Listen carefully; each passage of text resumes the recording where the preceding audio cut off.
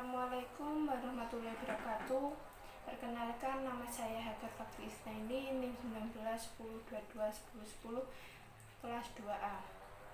Di sini saya akan melakukan penyuluhan tentang stay at home pandemi COVID-19 sebagai tugas akhir semester 2. Sebelum memasuki inti dari penyuluhan ini, perlu kita ketahui bahwa yang dimaksud dengan stay at home. Stay at home atau harus tetap di rumah merupakan antisipasi pemerintah untuk mencegah penyebaran virus corona. Pemerintah yang mengharuskan setiap orang untuk tidak keluar rumah demi keselamatan dan kesehatan orang tersebut. COVID-19 merupakan virus yang berasal dari kota Wuhan, Cina pada akhir Desember 2019. Setelah itu, COVID-19 menular antar manusia dengan sangat cepat dan menyebar hampir ke seluruh penjuru dunia, termasuk Indonesia. Hanya dalam beberapa bulan, virus COVID-19 menyebar ke seluruh pulau di Indonesia.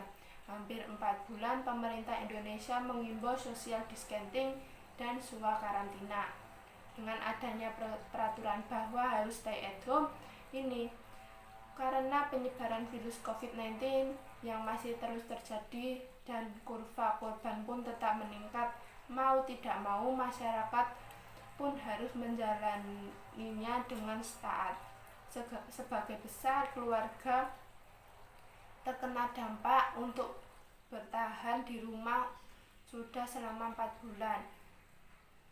Kebijakan stay at home dan social distancing ini harus menjadi peraturan literasi Republik secara lebih kuat tentang bahayanya virus corona. Bagi masyarakat di kota besar, memang tidak mudah untuk tinggal di rumah. Ini mengingat mobilitas sosial mereka sangat tinggi, baik berkait dengan pekerjaan, relasi sosial, dan sebagainya. Supaya tetap positif secara sosiologis, masyarakat perlu sadar bahwa semua individu dalam masyarakat mempunyai ikatan saling ketergantungan satu sama lain.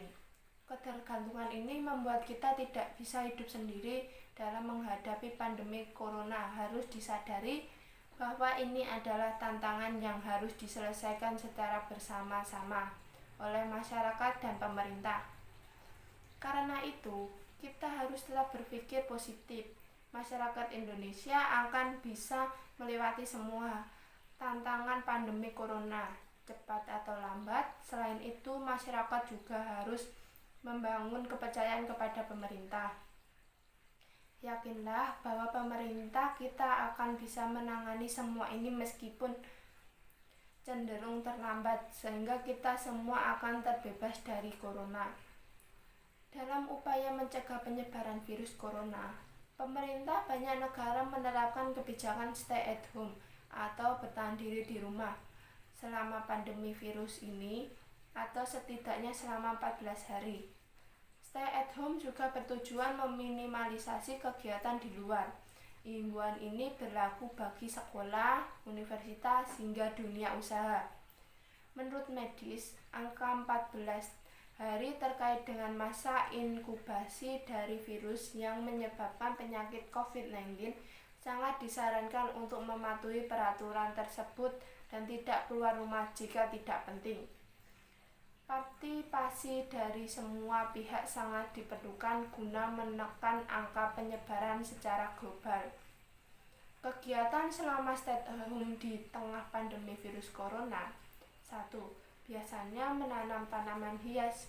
Jika memiliki lahan yang sebelumnya kurang terawat, tentunya bisa manfaatkan waktu selama di rumah ini untuk memenuhi dengan tanaman-tanaman yang asri. 2. Olahraga bersama. Di tengah pandemi seperti ini, disarankan untuk tidak keluar rumah terkecuali ada keperluan mendesak. Jika gemar berolahraga, bisa tetap melakukan di dalam rumah. Olahraga di dalam rumah tidak akan membosankan jika bisa memiliki jenis olahraga yang menyenangkan, seperti misalnya kalian memiliki workout atau yoga. 3. Ada waktu bersama orang tua.